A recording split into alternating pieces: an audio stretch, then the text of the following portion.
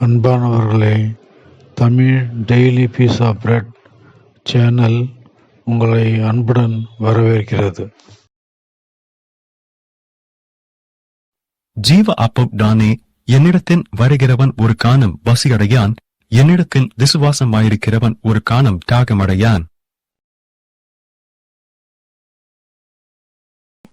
இன்றைக்கான வேத வசனம் 1 யோவான் அதிகாரம் 2 வசனம் 17.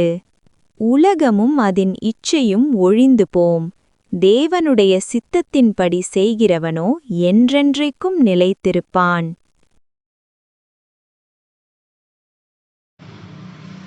அன்பானவர்களே, அனைவருக்கும் இனிய காலை வணக்கம். இன்றைய வேதாகம வசனம் நமக்கு மிகவும் ஆழமான உண்மையை நினைவுபடுத்துகிறது. இந்த உலகமும் அதில் உள்ள ஆசைகளும் நிலைத்திருக்காது. மனிதன் விரும்பும் செல்வம், புகழ், அதிகாரம் எல்லாமே ஒரு நாள் மறைந்து போகும். ஆனால் தேவனுடைய சித்தத்தின்படி நடக்கிறவன் என்றென்றைக்கும் நிலைத்திருப்பான் என்று வேதாகமம் சொல்லுகிறது. அதாவது, இந்த உலக விஷயங்களை மட்டும் நோக்கி வாழாமல் தேவனுக்கு பிரியமான வாழ்க்கையை வாழ வேண்டும்.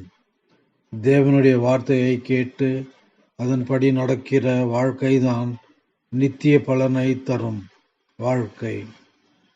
உலக ஆசைகள் தற்காலிகம், ஆனால் தேவனுடைய சித்தம் நித்தியம்.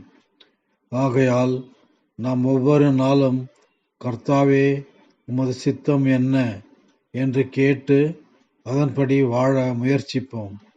அப்படி செய்வோமானால் நம் வாழ்க்கை தேவனுடைய ஆசீர்வாதத்திலும் நித்திய நம்பிக்கையிலும் நிலைத்திருக்கும். இப்பொழுது நாம் ஜெபம் செய்வோம். இரக்கமும் கிருபையும் நிறைந்த அன்புள்ள பரலோக தந்தையே, உலக ஆசைகளில் அல்ல, உமது சித்தத்தின்படி வாழும் மனதை எங்களுக்கு அருளும். எங்கள் வாழ்க்கை உமக்கு பிரியமானதாக இருக்க கிருபை செய்யும். இயேசுவின் நாமத்தில் ஜெபிக்கிறோம். ஆமேன். உங்களுக்கு கிருபையும் சமாதானமும் உண்டாவதாக. அன்பானவர்களே, இந்த daily piece of bread Tamil சேனலை சப்ஸ்கிரைப் செய்யுங்கள், லைக் செய்யுங்கள், நண்பருக்கும் உறவினருக்கும் தெரியப்படுத்துங்கள். வாருங்கள், அனைவரும் கடவுளின் மனிதர் மேல் உள்ள அன்பை அனைவருக்கும் தெரியப்படுத்துவோம். நன்றி, வணக்கம்.